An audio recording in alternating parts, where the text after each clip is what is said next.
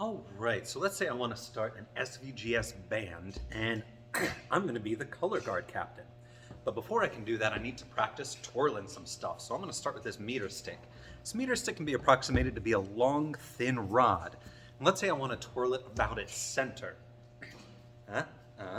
Nope. Magic. That was great. Well, let's say I want to figure out how much torque is required to get this thing to spin at a certain rate. To do that, I'm going to need to know this thing's moment of inertia. Now, the moment of inertia I like to think of as an angular replacement for mass. But just because this thing has a certain mass doesn't mean I already know its moment of inertia. In fact, let's look at how to calculate the moment of inertia of a long, thin rod as it spins about its center.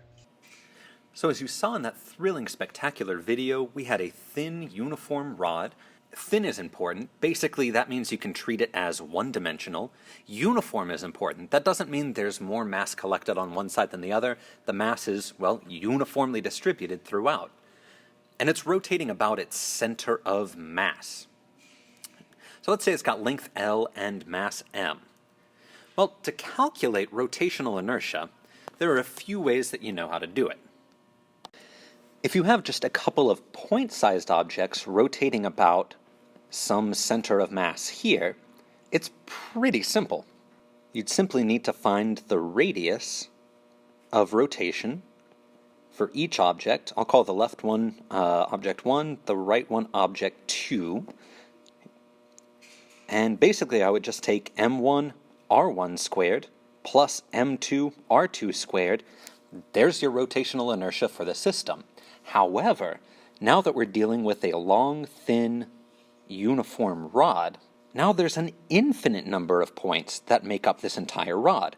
So I could spend all day grabbing each little atom, adding them up, one by one, gross. But you all know at this point that if you need to add an infinite number of something within finite bounds, we're just looking at an integral at this point.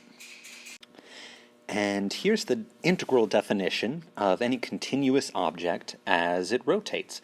Now, the problem is, it's an integral of something involving r, but with respect to m, with respect to some sort of slice of mass. That doesn't make a whole lot of sense as it's written, so we're going to have to figure out some other way to tackle this. Well, you all know a little bit about density. Density is simply an object's mass per volume. Now, if we look at two-dimensional objects, we'll have something called area density. And area density is simply mass per, well, area. Now, because the problem specifically said this was a thin rod, we're going to treat it as a one-dimensional object, in which case we're going to have linear mass density. Since I'm looking at a rod, that's the one that I'm ultimately going to care about in this example. Okay?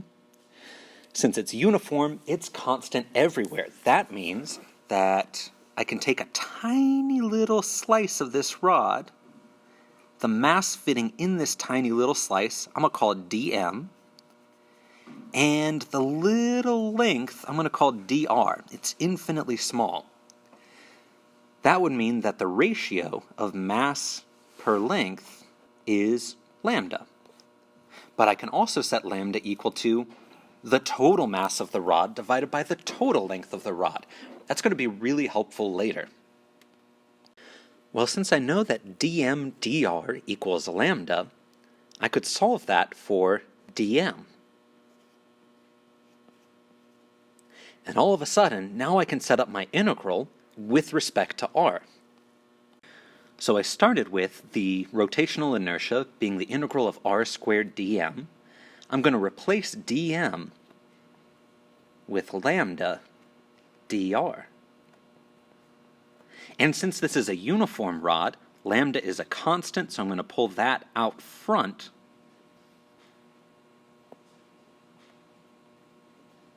And now this looks more like an integral I can solve.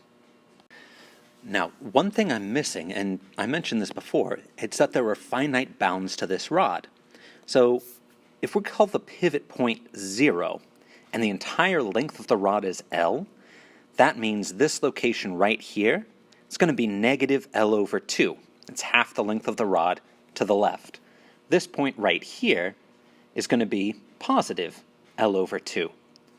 Those are going to be my bounds of integration, because all I want to do is add up the rotational inertia of each and every point from here all the way to here. So once I change my integral to be with respect to r, I can slap on the bounds negative L over 2 all the way up to L over 2. I'm going to do that everywhere I have this integral.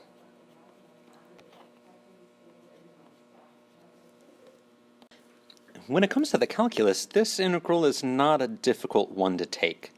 This is going to equal lambda times r cubed over 3, evaluated from negative L over 2 to positive L over 2.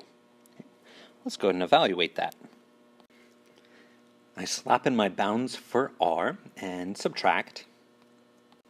Okay, and now let's simplify this down a little bit. I went ahead and pulled a lambda out to the side. I'm subtracting a negative. I can just change that whole thing to a plus.